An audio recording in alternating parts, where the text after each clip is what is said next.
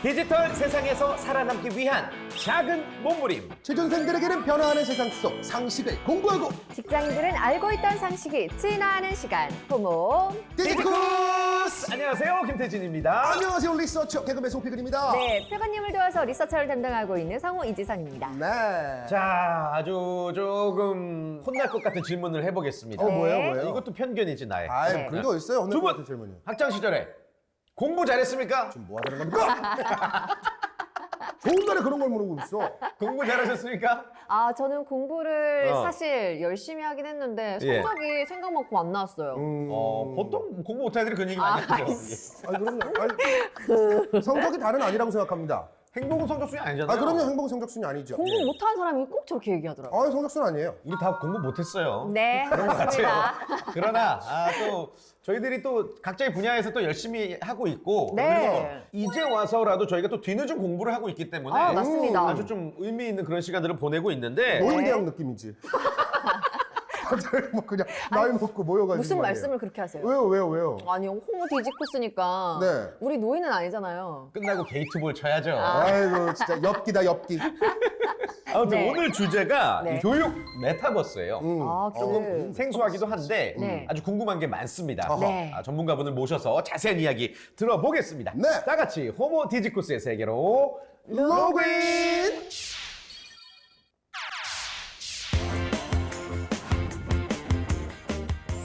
자, 호모 디지쿠스 오늘의 게스트는요. 교육 메타버스 스타트업 유다움의 이유빈 대표님이십니다. 안녕하세요. 어서오세요. 안녕하세요. 메타버스 교육기업 유다움 대표 이유빈입니다. 반갑습니다. 네, 반갑습니다. 네, 반갑습니다.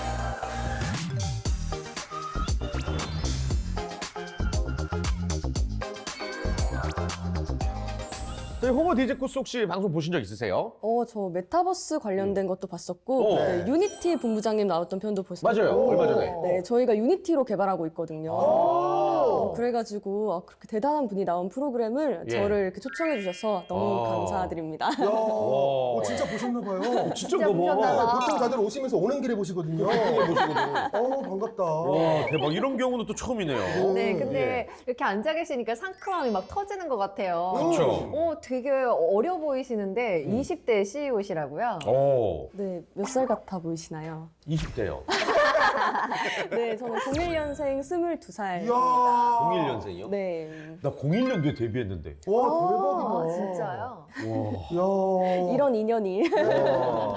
대단하십니다. 딸일 수도 있는 거잖아요. 아니, 무슨 소리야. 그렇잖아요. 그럴 수도 있네요. 네. 네. 예. 정말 어떻게 보면은 20대 때 뭐 뭐든지 도전할 수 있다 하지만 사실 창업이란 게 뭐 쉬운 건 아니거든요. 근데 이런 도전을 하셨다는 게 너무 놀랍기도 하고. 맞아요, 네. 맞아요. 이게, 대단하십니다. 이게 20대의 그래도 이제 초반에 네. 창업 뽀객이라고 하죠. 창법. 창법. 그걸 이제 성공을 하신 건데 와. 창업을 하시게 된 계기 그리고 뭐 좀 비결 이런 게 있을까요? 저는 일단 창업을 하게 된 계기는요. 어렸을 때부터 무언가 상상하는 걸 현실로 구현하고 만드는 걸 좀 좋아했어요. 그래서 코딩 관련된 학과로 가가지고 이제 공부도 하고 그랬는데 대학에 지나게 보니까 내가 재미있는 서비스를 만드는 것보다 다른 사람들 위한 좀 의미 있는 서비스를 만들고 싶다. 이런 생각을 많이 하게 됐고 그때 제 주변에 네. 같이 개발을 할 수 있고 디자인을 할 수 있는 좋은 팀원들을 만나서 우리 같이 한번 회사를 만들어 보자 해가지고 예, 예. 회사를 만들고 지금 열심히 운영하고 있습니다. 그럼 대학은 뭐 어떻게 휴학을 하신 거예요? 아니면 뭐? 대학을 창업 관련된 수업을 들으면서 네, 지금 창업에 올인하는 네, 수업은 많이 안 듣고요. 사실 동시에 이제 이렇게 같이 네네. 이렇게 하고 계시는구나. 좋습니다. 궁금한 게 너무 많은데요. 네. 일단 처음에 스타트업 한다고 했을 때 주변인들의 반응은 어땠나요? 일단은 부모님 같은 부모님, 네. 경우는요. 네. 저희 부모님은 제가 좀 공무원, 공기업 약간 안정적인 직장을 그렇지. 다니기를 원하셨어요. 어르신들이야 뭐. 예, 예. 근데 저는 성격이 약간 도전하고 실패하고 깨지고 약간 이런 것들을 어렸을 때부터 좋아해서 네. 멋있네. 부모님이 존중해 주셔서 하고 싶은 거 열심히 해봐라 이렇게 응원해 주셨고 와. 네. 친구들 반응은 친구들. 너는 뭔가 그럴 줄 알았다. 너라면 뭔가 평범한 그런 길을 가지 않고 뭔가 그럴 것 같았다. 약간 이런 반응을 보여주셨고 떡잎부터 남다르셨구나. 아니 일단 이 멘트 자체가 멋있는 거예요. 도전해서 성공하는 걸 보통 이야기하지 실패하고 깨지는 것을 그러니까요. 좋아한다는 표현 맞아, 자체가 맞아. 굉장히 멋진 표현이네요. 맞습니다. 네, 그리고 남들이 또 하지 않는 메타버스를 메타버스. 또 스타트업으로 시작하셨어요. 예. 메타버스라는 분야로 스타트업 시작하신 이유는 뭐예요? 제가 이제 방금 말씀드렸다시피 대학에서 스마트 기기 공학 이쪽을 전공하고 있거든요. 학교 공부를 하면서 이제 배우다 보니까 네. 메타버스가 게임과 같은 가상 공간에서 내가 움직이는 건데 그게 현실이랑 연결이 되는 거예요. 그 부분이 너무 흥미롭고 재밌어서 여기서 뭔가 할 수 있는 게 많지 않을까? 이런 생각에 이제 메타버스 분야에 대해서 좀 공부를 하기 시작했고요. 그래서 저는 일단 교육 메타버스 대표자로 나왔지만 네. 그거 하기 이전에 메타버스를 하나 그냥 만들어 봤어요. 그때는 관심사가 네. 심리 테스트를 되게 좋아했거든요. 오. 그래서 심리 테스트를 할 수 있는 메타버스 오. 해가지고 대학교 친구들이랑 한번 같이 해보기도 하고 네. 그래서 만들어서 해보니까 다양한 방법들로 다양한 콘텐츠들을 넣을 수 있으면서 너무 재미있고 이제 상상력을 다 펼칠 수 있는 그런 공간이 바로 메타버스였던 거예요. 그래서 이거를 계속해서 해보면은 분명 어떤 의미 있는 걸 찾을 수 있겠다. 이런 생각에 메타버스에 좀 푹 빠지게 된 것 같습니다. 대학교 때 하신 거예요? 네네. 아, 친구들하고 만나서 우리 네, 메타버스나 만들어보자 이렇게 해가지고 네네, 맞아요. 야, 나는 폭탄주나 만들었는데 야, 고진감래주 이런 거 만들어갖고 그러니까 우리 막 술자리에서 게임이나 개발하고 막 그러니까요. 그랬지. 게임 개발이나 아니, 있지 뭐. 저는 연애 진짜 관심 많았었거든요. 대학교 1학년 때. 근데 연애 같은 거. 연애도 열심히. 열심히 하고요. 메타버스도 열심히 만들어요. 와. 대박이다, 대박이다. 자, 그럼 아무튼 이제 대표님의 어떤 성향을 알게 됐어요, 어느 정도. 그럼 이제 사업 아이템을 처음에 정하셨을 때 메타버스와 교육을 이제 아이템으로 엮으신 거란 말이에요. 어떤 계기로 그렇게 그 두 개를 묶으신 건지 궁금합니다. 제가 네. 처음에 메타버스라는 것을 만들게 되면서 이제 다양한 기관들이나 학교에서 메타버스에 대해서 좀 알려주세요 하는 그런 강의 요청들을 아. 받게 됐어요. 네, 그래서 너무 감사한 기회로 강의들을 좀 다니다 보니까 그때가 딱 코로나19 그때여가지고 온라인으로 강의를 제가 해야 되는 거예요. 예. 그래서 이렇게 얘기를 하고 있는데 지금은 이제 MC분들이랑 같이 소통하면서 하니까 너무 즐거운데 화면으로 혼자 얘기하니까 맞아. 이게 재미가 없고 아. 해가지고 내가 듣는 사람이어도 내가 학생들 입장이어도 정말 나의 지금 이 얘기가 너무 재미가 없겠다. 난 조금 더 잘 흥미롭게 전달하고 싶은데 이런 생각을 많이 하다 보니까 이제 디지털 안에서 조금 더 학생들이 몰입감 있고 체험할 수 있는 그런 교육에 대해서 생각을 하다 보니까 내가 만들고 있는 메타버스가 바로 그 공간인 거예요. 캐릭터로 돌아다닐 수 있고 움직일 수 있고 이 공간에서 메타버스 교육을 한번 해보자라는 생각으로 먼저 제 수업을 들었던 친구들 한 두세 명을 불러서 예. 해봤어요.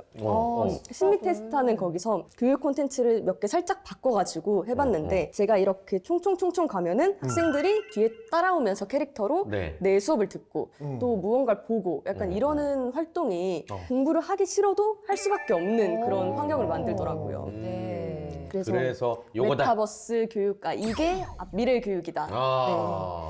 이러면서 열심히 만들어 보고 있습니다. 야, 네. 대단하십니다. 예. 자, 그럼 이제 제가 조사해 온 걸 좀 들려드려야 될 것 좋습니다. 같습니다. 네. 제가 이번에요 코로나19 이후에 온라인 사교육 지출에 대한 어떤 조사 결과를 좀 알아와 봤거든요. 네. 제가 한번 들려드리겠습니다. 코로나의 온라인 사교육 지출 증가. 코로나19 영향으로 대면 수업이 줄어들어 사교육 의존도가 증가한 가운데요. 온라인 교육 동영상에도 금액을 지출하는 경우가 늘었다는 조사 결과가 나왔습니다. 아하. 정보통신정책연구원의 코로나 이후 교육 동영상 콘텐츠 이용 변화 보고서에 따르면요. 2021년 국내 응답자 1,154명을 대상으로 한 한국 미디어 패널 조사에서 1,221명, 무려 12%가 교육 콘텐츠를 이용한 경험이 있다라고 대답을 했습니다. 이 중에 초중고 대학생, 대학원생도 포함해서요. 691명으로 절반을 넘었다고 해요. 예. 교육 콘텐츠 이용 경험자 중에 17.6%는요. 월 평균 35,000원 이상을 교육 콘텐츠에 소비하고 있다라고 응답을 했고요. 5,000원 이상, 35,000원 미만을 지출한 응답자를 모두 합치면요. 전체의 10%에 달한다고 합니다.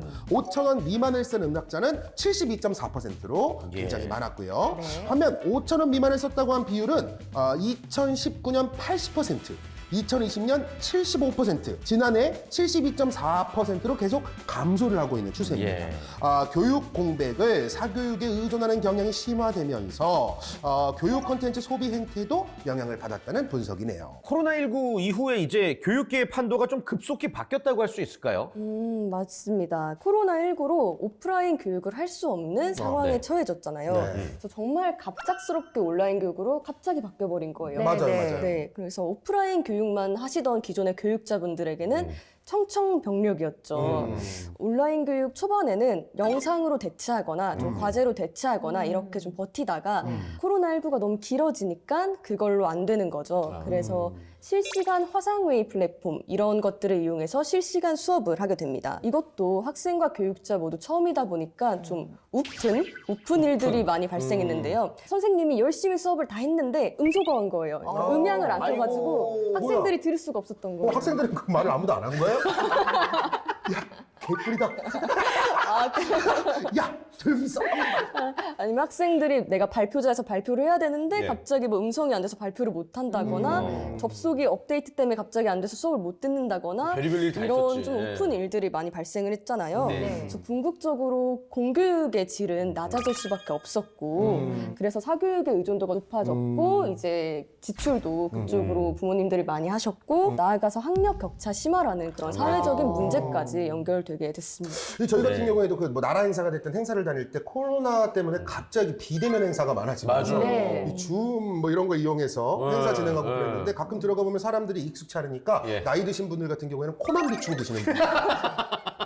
본인 숨 쉬는 것만 계속 보여줘요. 어떤 분은 화면을 꺼놨다고 생각하나 봐요. 밥을 먹고 계신 분도 계시고. 맞아, 진짜. 재밌었어요. 네, 이렇게 얘기를 들어보니까 사실 어쩔 수 없이 코로나 때문에 하긴 했지만 사실 디지털 전환은 언젠가는 가야 할 필수적인 그렇죠. 사안 아니었을까요? 맞아요. 네. 저도 언젠가는 가야 할 길이고 그게 조금 앞당겨졌다고 생각을 합니다.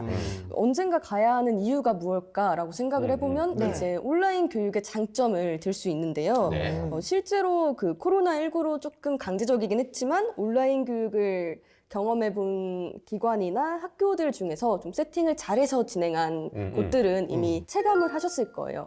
이 장점이 어마어마합니다. 먼저 첫 번째로 말씀을 드리면은 언제 어디서든 교육을 받을 수 있다. 그렇죠. 이게 네. 큰 장점인데요. 그래서 교육자와 교구에 쉽게 접근할 수 있고 또 지역이랑 소외된 계층들 그런 분들에게도 교육적인 평등을 가져다 줄 수 있다. 그리고 이제 두 번째가 비용을 감소시킬 수 있다. 비용 감소. 온라인 교육은 오프라인 교육보다 훨씬 더 저렴하게 교육을 제공할 수 있고 또 오프라인에서는 기존의 한 교실에서 20명, 30명 정도 이렇게 수업을 듣고 끝났잖아요. 근데 이걸 온라인으로 바꾸면은 30만 명, 어쩌면 그 이상이 들을 수 있게 된다는 거죠.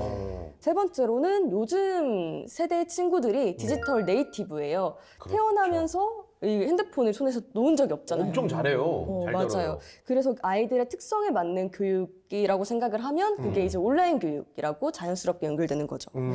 마지막 데이터. 온라인에서는 따로 많은 노력을 들이지 않아도 처음에 세팅만 잘해두면은 학생들의 학습 데이터를 굉장히 쉽게 모을 수가 있습니다. 맞아요. 그래서 그 기반으로 맞춤형 교육도 가능하기 때문에 온라인 교육의 장점은 정말 무궁무진하죠. 네. 그렇군요. 네. 그러면은 우리 대표님께서 우리 미래교육 혁신에 관심을 가지게 된 계기, 처음에 뭐 때문에 관심을 가지게 되셨어요? 앞에 거랑 살짝 겹치긴 하는데 제가 이제 직접 교육자로서 수업을 다니다 보니까 너무 학생들의 집중력과 몰입도가 떨어지는 것을 많이 보았고 네. 특히 연령대가 어린 초등학생 친구들 있잖아요. 네네네. 온라인으로 틀어놓고 수업을 하면 집중을 하나도 못해요. 그래가지고 조금 더 적극적으로 능동적으로 할 수 있는 교육이 무엇일까 고민을 하다가 네. 메타버스와 같은 디지털 도구로 교육을 혁신해 보는 것을 지금 도전을 하고 있고요. 네. 그 첫 번째로 저희가 하고 있는 게 저 교육을 했던 저의 경험 그리고 주변 교육자분들의 그런 불편함을 모아서 개선한 뉴다움 에듀 서비스를 만들고 있습니다. 그렇군요. 네. 근데 이런 생각도 들어요. 네. 내가 학원을 10개 다니고 있는데 엄마가 야, 메타버스 이번에 좋은 거 나왔대. 이것도 해 해서 11개가 되는 거예요. 이거 추가가 될까봐. 네, 오히려 추가되지 않나요? 오히려 사교육비가 더 늘진 않는지 주는 효과가 있나요? 이게 오프라인 교육을 많이 다니는 상태에서 온라인 교육을 하나 추가했다라는 시점에서 보면은 당연히 늘 수밖에 없는 것 같아요. 네. 근데 이제 오프라인 교육을 좀 줄이고 온라인 교육을 한다. 온라인 교육이 오프라인 교육의 그 많은 것들을 다 대체하자. 포괄해서 네. 대체할 수 있다라는 시점에서 보면은 그게 금액이 오히려 준다. 엄청 준다. 줄어들게 될 거예요. 또 아까 말씀하신 것처럼 뭐 진짜 뭐 20명, 30명이 아니고 30만 명 뭐 이렇게도 볼 수 있는 거니까 네네. 그럼 자연스럽게 가격은 이렇게 아무래도. 쪼개내니까 예. 논아내니까 공동구매처럼. 공부하는 거지 교육 공부. 맞습니다. 자, 그러면은 이제 유다움이 제공하는 서비스 어떤 것들이 있는지 한번 이야기를 들어볼게요. 네. 저희 유다움 에듀는요, 네. 일단 앱 서비스와 웹 서비스로 두 개로 나뉩니다. 네. 그래서 앱 같은 경우에는 이제 기존에 선생님이 계셔가지고 학생들과 같이 수업하는 그런 방식이 있고 이제 콘텐츠들을 모아두는 콘텐츠 함이 있어요. 그래서 그쪽에 가가지고 학생들이 자유롭게 과제를 풀듯이 그렇게 교육 콘텐츠를 선생님 없이도 즐길 수 있는 그런 것들이 있고요. 그 다음에 그런 콘텐츠 함이 있다고 말씀드렸잖아요. 네. 거의 콘텐츠 함을 이제 유다움 에듀 저희가 자체적으로 많이 만들기도 하지만 교육자분들이 직접 학생들께 숙제를 내주고 교육을 할 수 있으면 더 좋잖아요. 네. 그래서 그거를 할 수 있는 웹 서비스 유디터를 만들어서 제공을 합니다. 그러니까 쉽게 얘기해서 내가 선생님을 만나서 그 공간 안에서 수업을 들을 수도 있지만 선생님이 안 계셔도 본인들끼리 이렇게 친구들끼리 만나서 네, 맞습니다. 야 이따 거기서 만나? 이렇게 하고 우리 때는 놀이터 앞에 5시에서 그렇죠, 만나고 그렇죠. 그런 거였는데 이제는 이렇게 유다움이 있으니까 그 안에서 만나서 본인들끼리 공부를 하기도 하고 문제를 풀기도 하고 그럴 수 있다는 거예요? 그쵸, 맞습니다. 와 세상이 이렇게 달라졌어. 선생님이 없어도 공부를 한다라는 것 자체가 혁신이네요. 그러니까 그 안에서 자기 만나면 주도인 뭐 얼마나 거죠. 재밌겠어. 그러니까요. 그러면은 그 학생들이 재미있게 이제 교육을 할 수 있는데 좀 중점을 두셨다고 말씀을 하셨는데 그럼 뭐 어때요? 뭐 이렇게 아바타 그런 어떤 본인 캐릭터는 본인이 꾸미는 거예요? 대부분의 그런 메타버스가 본인 캐릭터를 꾸밀 수는 있는데요. 네네네. 저희는 아직 꾸밀 수는 없고 다양한 캐릭터 중에 선택할 수 있어요. 선택이군요. 네. 재밌어 하겠네요, 학생들이. 나중에 좀 파셔야죠. 네, 맞죠. 이번에 크리스마스 시즌에서 크리스마스 캐릭터로 업데이트 해줬습니다.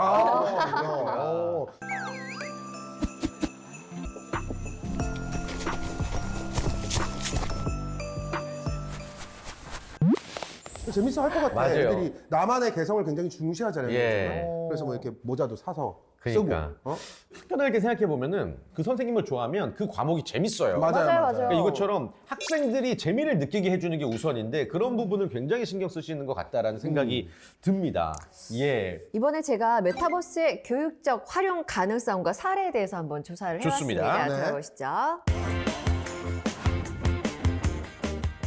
최근 관련 플랫폼 시장이 활성화되면서 로블록스, 마인크래프트와 같은 게임형 메타버스, 그리고 제페토, 이프렌트와 같은 소셜형 메타버스, 게더타운, 잽과 같은 비즈니스형 메타버스 등 다양한 플랫폼들이 교육 현장에도 시범적으로 활용되고 있는데요. 미국 미래학협회가 제시한 교육적 활용 가능성을 잠재우고 있는 4가지 유형별 메타버스를 소개해 드리도록 하겠습니다.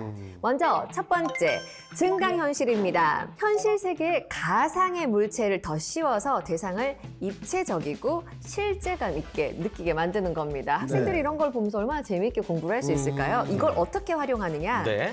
가상의 정보로 실제 보이지 않는 부분을 시각적, 입체적으로 학습할 수 있습니다. 또 직접 관찰이 어렵거나 설명하기 어려운 내용을 침층적으로 이해하는 데 도움을 줄 수 네. 있습니다. 두 번째는 라이프로깅입니다. 소셜미디어와 SNS를 통해 일상과 생각을 생산적으로 콘텐츠화하고 공유합니다. 또 온라인상에서 관계를 형성하고 상호작용하며 기록합니다. 모든 게 다 기록되는 거죠. 이걸 어떻게 활용하느냐? 자신의 일상을 성찰하며 적절한 방향으로 정보를 표상하고 구현하는 능력을 향상할 수 있습니다. 또 타인의 피드백이 강화와 보상으로 연결될 수 있습니다. 선생님이 계속 칭찬을 그렇죠. 해주는 그런 거죠. 세 번째, 거울 세계입니다. 기술로 현실 세계를 확장시키는 건데요. 특정 목적을 위해서 현실 세계의 모습을 거울에 비춘 듯 가상 세계에 이렇게 구현을 하는 겁니다. 그럼 교수 학습의 공간적, 물리적 한계성을 극복할 수 있겠죠. 그리고 거울 세계에서의 학습이 가능해지는 겁니다. 예. 또 기술로 확장된 현실 세계 공간에서 학습자 스스로 만들면서 학습하는 게 가능한 겁니다. 또 네 번째로 넘어가겠습니다. 가상 세계인데요. 가상 세계. 3D 기술로 구현된 가상 세계에서 다양한 게임을 즐길 수 있습니다. 이것은요, 고비용, 고위험의 문제로 연출하기 어려운 환경에서 이 가상 시뮬레이션을 할 수 있는 거죠. 또 시공간을 초월한 다양한 콘텐츠에 대한 몰입 체험을 할 수 있습니다. 자, 그러면 대표님, 유다움 같은 경우에는 이제 이 가상 세계를 활용한다고 할 수가 있을까요? 네, 맞습니다. 앞서 말씀해준 4개 중에 이제 네. 마지막 네 번째 가상세계 3D로 구현된 아바타와 공간이 있고 이제 그를 돌아다니면서 인터랙티브한 교육을 받는 그런 쪽에 포커싱해서 만들고 있습니다. 이 네 가지 중에선 가상 세계가 가장 좀 많이 적용이 돼 있고 그렇군요. 좋습니다. 그러면 메타버스 어떤 교육 플랫폼 유다움 에듀의 경쟁력은 뭐가 있을까요? 경쟁력. 경쟁력은 첫 번째로는 캐릭터와 공간의 양방향성인데요. 양방향성. 기존 교육 메타버스들은 메타버스 안에 캐릭터로 접속해서 영상을 보거나 그치. 혹은 캐릭터로 접속해서 교육자의 실시간 강의를 듣거나 요 정도에서 그쳤는데요. 저희는 아예 캐릭터와 공간이 직접적으로 상호작용합니다. 아, 그래요? 이게 무슨 말이냐. 네. 예를 들어서 캐릭터가 뛰어다니면서 오지선다형 발판이 있는 거예요. 이제 그 중에 정답이 있는 발판을 올라서는 거죠. 그래서 정답이면은 다음 단계로 넘어가고 정답이 아니면 날아가고요. 아, 진짜 게임이네. 네, 약간 게임이죠. 출발 드림팀 같다. 재밌다. 맞습니다, 맞습니다. 그리고 또 한 가지 더 말씀드리면은 네. 이제 이런 공간에 들어와서 힌트가 적힌 물체를 찾는 거예요. 예. 물체에서 힌트를 하나 두 개씩 캐치한 다음에 스무고개 하시죠. 종합적으로 이 정답은 이거다 이러면서 퀴즈 문제를 푸는 거죠. 그래서 캐릭터가 그 공간에서 단순히 무언가를 보거나 듣는 것뿐만 아니라 직접 움직이면서 찾아 나서는 그런 물체와의 상호작용이 저희의 좀 그럼 차별점이라고 이렇게 할 수 있습니다. 들어보니까 지금 유아용인가요? 아니면은 저희는 초등생을 가장 중점적으로 많이 초등학생. 네. 아이들이 엄청 재밌게 하겠는데요. 그러게 네. 말입니다. 예. 그리고 두 번째로 저희 차별점은요. 네네. 교육자분들을 메타버스로 쉽게 들어오실 수 있도록 그 다리를 마련하고 있다는 점인데요. 교육자를 위한 프로그램을 개발 중이시군요. 네, 어떻게 보면은 교육에서 가장 중요한 구성원이 이제 교육자분들이세요. 네. 근데 빠르게 변화하는 이 온라인 교육 트렌드를 쫓아가는 게 네. 너무 어려우신 거죠. 그럼요. 그렇겠네요. 네. 그래서 온라인이니 메타버스니 뭐 하긴 해야 할 것 같은데 해본 적도 없고 요즘 애들처럼 디지털 네이티브도 아니고 네. 그러다 보니까 저희 유다움 에듀는 교육자분들이 이 메타버스 교육에 대해서 부담 없이 쉽게 들어오고 적응하실 수 있도록 그런 프로그램 유디터를 만들고 있습니다. 유디터? 네, 에디터인데 이제 유가 들어간 유디터. 너무 센스가 좋으시다. 맞췄어요, 맞췄어요. 정답입니다. 짱이죠? 월드하다. 그 짱이죠가 뭐라.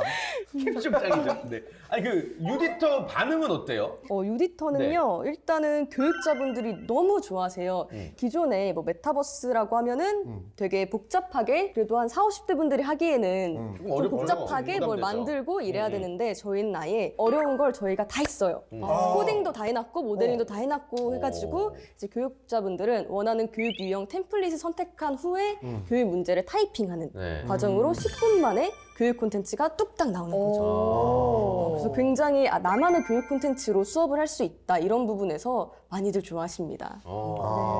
그래요. 신기하다. 네. 학생들은 그러면 아무나 참여할 수 있는 거고 배우고자 하면 선생님들도 누구나 참여할 수 있는 거예요? 그거를 목적으로 하고 있는데 네. 지금 저희가 완전히 다 업계에 출시한 건 아니고요. 네. 출시 대기 중이에요. 그래서 업계에서 몇몇 분들, 몇몇 교육자분들, 교육 회사분들 이러면서 테스트를 하고 있는 상태이고, 지금은? 네. 그래서 지금 반응이 굉장히 뜨거워서 이제 그러한 기존의 선생님들의 피드백 그런 것들을 기반으로 최종적으로 디벨롭해서 출시하려고 이제 준비하고 있습니다. 그렇군요. 그러면 네. 지금 반응이 일단 굉장히 뜨거운 상태군요. 뜨거워요. 그러면 유다움을 통해서 이제 공부를 하고 있는 우리 학생들의 네. 성취도 같은 것도 되게 성취도. 궁금해요. 네. 게임 같은 거 정말 좋지만 결국에는 잘 해야죠. 그걸 그렇죠. 듣고 성적도 받아들이고 잘 나와야 되고. 성적이 잘 나와야 되는데 어떤가요? 일단 초등학생들의 동작 시간을 가지고 한번 테스트해본 결과가 있는데요. 얼마나 머물러 있느냐. 그쵸. 예. 실제 초등학교 정규 시간은 40분이죠. 한 교시에. 네, 한 교시에 40분인데 이제 우리 유다음 에듀를 통해서 했을 때 40분보다 더 오래 머무를 수 있고 또 학습 콘텐츠를 수행하는 횟수도 꽤나 많더라고요. 네. 이게 어떤 의미냐고 하면은 본인이 이제 문제를 풀다가 오답 게임을 탈락해도 계속해서 도전을 하는 친구들이 많았다는 의미인데 책상에서 문제를 풀면은 틀렸으면 좀 지겨워서 포기하고 이런 친구들도 많은데 네네. 이제 이거를 게임처럼 메타버스에서 친구들과 같이 이렇게 푸니까 끝까지 도전하려는 친구들이 훨씬 많더라고요. 그래서 이런 면에서 성취도가 좋다고 생각할 수 있을 것 같아요. 그러니까 게임할 때는 목숨이 여러 개 있으면 한 번 더 하고 싶잖아요. 그렇지, 맞아요, 그렇지. 맞아요. 또 그게 이제 교육이랑 접목이 됐구나. 맞습니다. 아, 좋아요, 좋아요. 예. 네. 그러면 메타버스를 활용한 교육. 이게 대세가 될 수 있을까요?